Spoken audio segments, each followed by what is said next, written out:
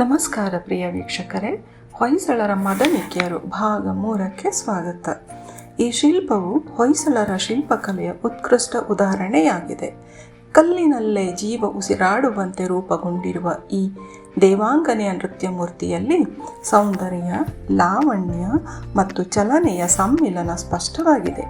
ವಕ್ರವಾದ ದೇಹಭಂಗಿ, ಕಮಲದಂತೆ ಅಗಲವಾದ ಮುಖಭಾವ, ತಿಳಿನಗೆ, ಅಲಂಕೃತ ಕೇಶವಿನ್ಯಾಸ ಮತ್ತು ಸೂಕ್ಷ್ಮ ಆಭರಣಗಳ ಕೆತ್ತನೆ ಎಲ್ಲವೂ ಶಿಲ್ಪಿಗೆ ಮಾನವ ದೇಹದ ಸಂವೇದನಾತ್ಮಕ ಅರಿವು ಎಷ್ಟು ಆಳವಾಗಿತ್ತೆಂಬುದನ್ನು ತೋರಿಸುತ್ತದೆ.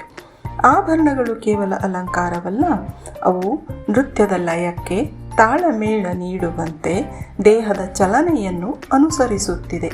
ಶಿಲ್ಪದ ಸುತ್ತಲೂ ಇರುವ ಸೂಕ್ಷ್ಮ ಲತಾಪತ್ರ ವಿನ್ಯಾಸಗಳು ಮತ್ತು ವೃತ್ತಾಕಾರದ ಅಲಂಕಾರ ಹೊಯ್ಸಳ ಶೈಲಿಯ ವೈಶಿಷ್ಟ್ಯವನ್ನು ಪ್ರತಿಬಿಂಬಿಸುತ್ತಿದೆ. ಕೆಳಭಾಗದಲ್ಲಿರುವ ಸಣ್ಣ ಮಾನವ ಆಕೃತಿಗಳು ಮುಖ್ಯ ಮೂರ್ತಿಯ ಮಹತ್ವವನ್ನು ಹೆಚ್ಚಿಸುತ್ತಾ ಬಣ್ಣದ ಓಕುಳಿಯಾಟದ ಕತೆ ಹೇಳುತ್ತಿದೆ. ಇದು ಕೇವಲ ಶಿಲ್ಪವಲ್ಲ, ಕಲ್ಲಿನಲ್ಲಿ ನೃತ್ಯ, ಕಲ್ಲಿನಲ್ಲಿ ಸಂಗೀತ, ಕಲ್ಲಿನಲ್ಲಿ ಭಾವನೆ ಮತ್ತು ಸಂದರ್ಭವನ್ನೂ ತಿಳಿಸುತ್ತಿದೆ.